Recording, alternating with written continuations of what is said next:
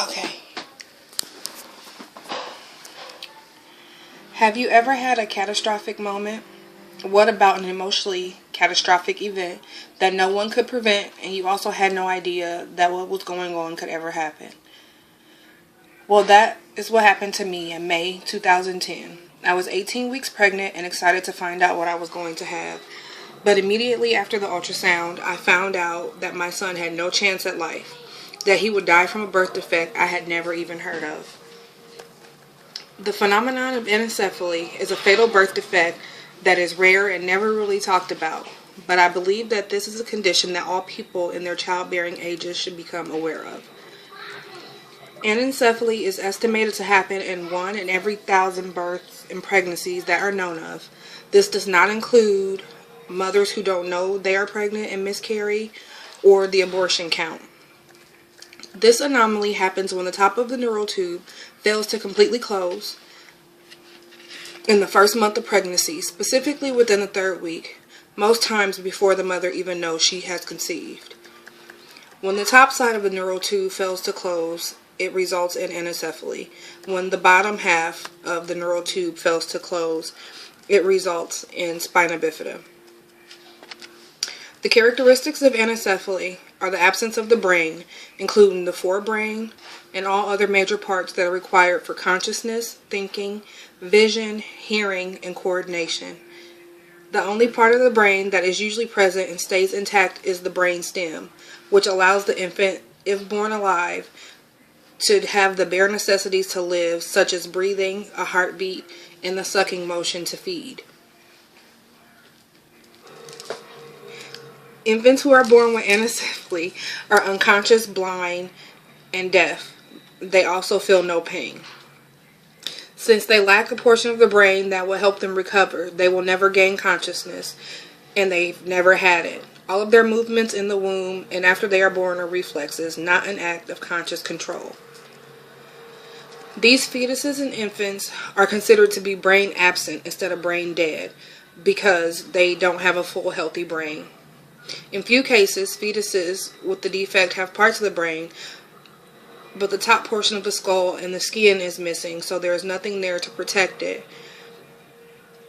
With the top portion of the skull missing, it deteriorates from being unprotected and exposed in the amniotic fluids.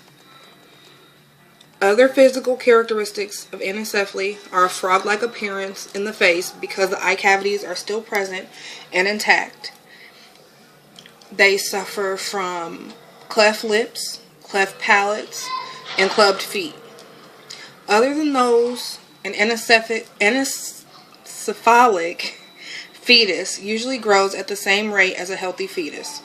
When my son passed, he was 20 weeks in utero, 5 inches long, and weighed 7.5 ounces. Anencephaly is diagnosed by sonogram or at the time of the infant's birth. It can be diagnosed around 11 weeks of pregnancy. There is no treatment for anencephalic pregnancies, but doctors are allowing the parents to decide whether to carry the pregnancy to term or until the fetus passes away, or if they want to terminate the pregnancy once they find out. I chose to carry my son and was induced into labor the day after he passed. The cause of this defect is unknown, but is believed that it may happen due to low folic acid intake by the mother before and during pregnancy, gene mutations, and chemical exposures. Research is being done in many facilities, but Duke University is doing the most by studying the umbilical cord blood of the anencephalic fetus in infants, whether born alive or stillborn, and they are also studying the blood of parents and siblings. SafeMotherhood.org states that that pregnancies that are kept and carried to term, that 67% die within 24 hours of birth. The remaining live no longer than 3 to 5 days. During these times, mothers are encouraged to hold, feed, bond with, and take many pictures of and with their child, whether it's born alive or stillborn, so that way they have memories of the child and to help with the grieving process. In conclusion, there are many birth defects that are discussed with women and parents in general, but anencephaly is usually not one. This defect affects families every day, including mine, and is truly a silent killer.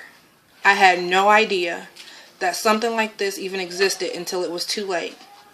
I hope that this presentation has opened your eyes and given you some information you can pass along to others. Thank you so much for your time. Okay, honey. Go look at the camera.